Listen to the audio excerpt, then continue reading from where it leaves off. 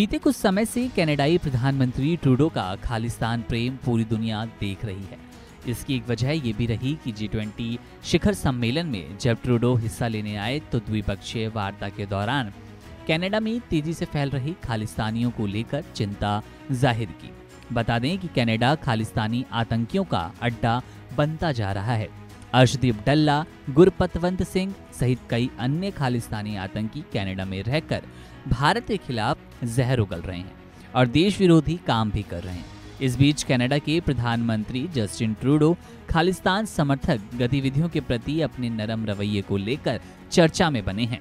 कई ऐसे उदाहरण हैं जिसको लेकर ट्रूडो अभिव्यक्ति की स्वतंत्रता का हवाला देकर खालिस्तानियों के खिलाफ कार्रवाई नहीं करते हैं। मीडिया रिपोर्ट्स के अनुसार बीते मंगलवार को जस्टिन ट्रूडो ने जून में मारे गए खालिस्तानी आतंकी हरदीप सिंह निज्जर को कनाडाई नागरिक बताया। उन्होंने भारत सरकार और निज्जर की मौत के बीच संभावित संबंध का भी आरोप लगाया।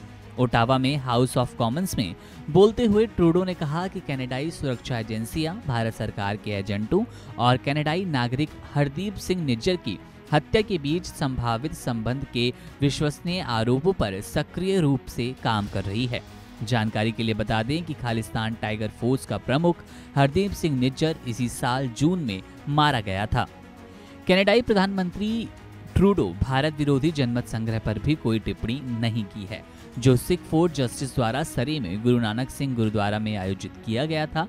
खालिस्तानी अलगाववादी और SFJ के संस्थापक गुरुपतवंत सिंह पन्नू जनमत संग्रह में सार्वजनिक रूप से शामिल हुआ और भारत के खिलाफ खुलकर जहर उगला और एक भड़काऊ भाषण भी दिया।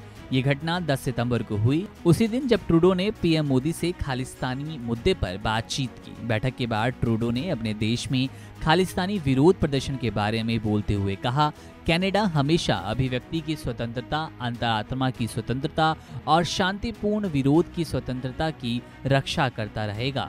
2023 के ही जुलाई महीने में जब ब्रैम्पटन में एक परेड के बारे में पूछा गया जिसमें पूर्व प्रधानमंत्री इंदिरा गांधी की हत्या का महिमा मंडन करने वाली एक झांकी थी, तो जस्टिन ट्रूडो एक बार फिर अपने बार बार इस्तेमाल किए जाने वाले अभिव्यक्ति की स्वतंत्रता वाक्यांश पर लौट आए।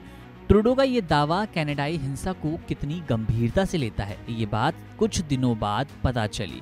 खालिस्तानी धमकी वाले पोस्टरों में भारतीय राजनयिकों के नाम थे। बता दें कि ये वो समय था जब विदेश मंत्री S जयशंकर ने कहा था कि भारत सरकार ने कनाडा सरकार से खालिस्तानी समूहों को जगह नहीं देने को कहा है। इसके अलावा कनाडाई प्रधानमंत्री की तस्वीर भी खालिस्तानी आतंकियों के साथ वायरल हुई है। समर्थकों द्वारा बांटे गए पर्चे में भारतीय उच्चायुक्त संजय कुमार वर्मा, वैंकूवर के महावाणिज्यिक दूत मनीष, टोरंटो के महावाणिज्यिक दूत अपूर्व श्रीवास्तव के नाम शामिल हैं, जिसमें दावा किया गया कि हरदीप निज्जर की हत्या के लिए भारत जिम्मेदार है।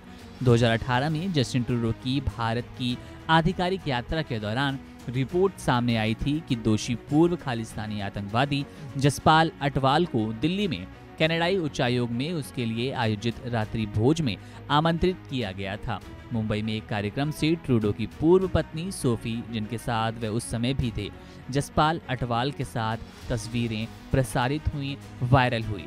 तो इस तरह से ये सारे जो बिंदु हैं, ये जो सारी घटनाएं हैं, वो साफ तौर पर जस्टिन ट्रूडो का खालिस्तान प्रेम दिखाती है। आप स्वतंत्रता और अभिव्यक्ति के नाम पर लगातार खालिस्तान का समर्थन कर रहे हैं।